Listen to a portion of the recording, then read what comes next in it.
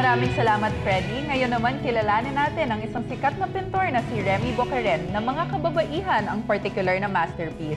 Tingnan natin ang ganda ng kanyang mga pinta dito lang sa Tuklas, Pinas.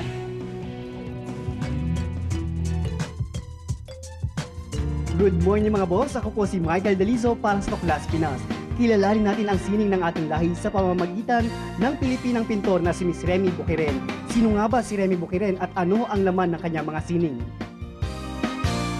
Isang obra, likhang kamangha-mangha, isang sining na dapat nating tingalain. Yan ang likha ni Remy Boqueren, isang pintor na may pusong nagniningning. I like to paint women because they have better lines, graceful lines. Ang mga paintings ni Remy ay sumasalamin sa damdamin ng mga kababaihan. Makikita ang tiyaga, pag-alaga at pagmamahal ng isang babae sa kanyang mga gawa. Kababaihan ang naging inspirasyon ni Remy sa bawat painting na kanyang ginagawa. At bawat painting na kanyang matatapos, matinding kasiyahan ang kanyang nadarama.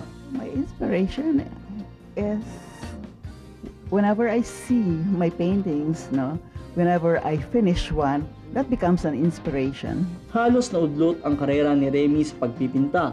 Ngunit nag-teach ako for 10 long years and I wasn't able to develop or to finish even one painting because I was so busy with my teaching job. But when I resigned, that's the time I started painting. Ang sining ng kanyang buhay, pagpipinta ng obrang punong-puno ng kulay. Bagamat muntik itong maudlot, kanyang inspirasyon ang humugot upang ito ay malaot. At para sa mga pintor at sa mga gustong gumaya kay Remy, know that you really have talent, then just continue to paint, and finally you will be satisfied with your work, and then that is going to be your inspiration.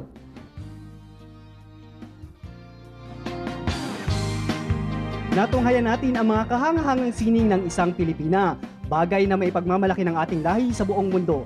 Ako po ang inyong Tuklas Pinas Explorer, Michael Dalizo. Good morning mga boss! At yan, syempre talagang napakaganda ng mga kanyang paintings at syempre kung gusto niyo pong makita yan ng personal, hanggang February 4 po ang kanyang art exhibit na Hiyas ng Lahi sa LRI Design Plaza. At syempre, hindi pa rin tapos ang ating pagtutuklas. Ngayon naman, kasama si Carl Lizardo, ang isang TV, theater, and movie actress and teacher na si Miss Rustica Carpio for her segment, Personage.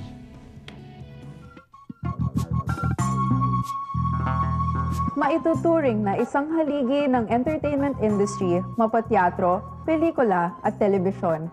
Hindi matatawaran ang kanyang husay sa bawat karakter na kanyang ginagampanan.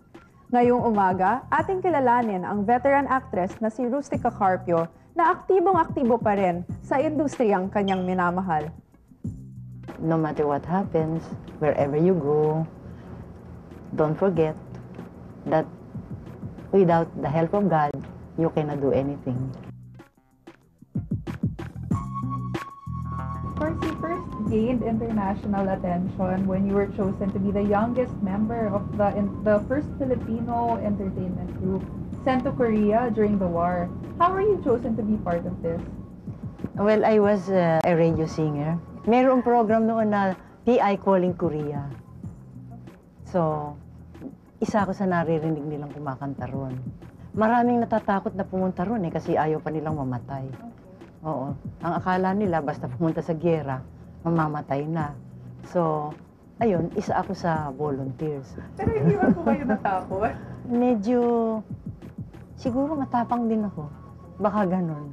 Ang sabi nga nila, we were able to save many lives because the people went to watch our shows para manood.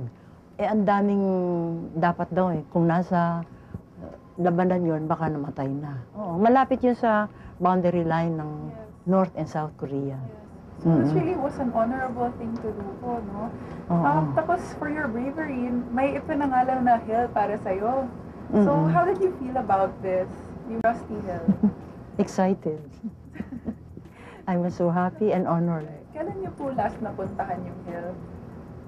I was there in 1986. And what I saw was no longer a hill. It was a park with a building where they put the mementos of the war.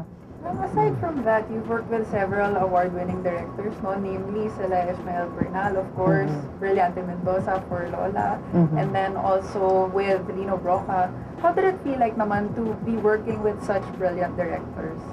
Well, I think it was a challenge because one could learn many things from them, not only from books Kasi kanya ang nangyayari nun, yung mga natutuhan ko sa kanila, na i-share ko naman sa mga estudyante ko.